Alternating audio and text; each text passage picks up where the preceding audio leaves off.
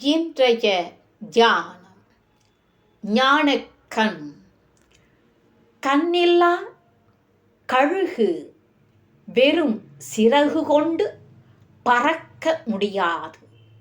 ஞானக்கண் இல்லாத கருமம் அத்தகையது.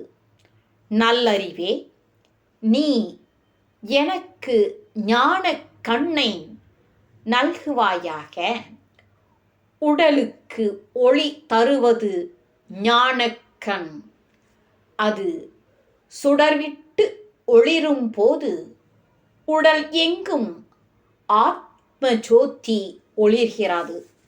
ஞானக்கண் இல்லாதவர்க்கு உடல் முழுதும் இருள் சூழ்ந்ததாய் ஆகிவிடுகிறது.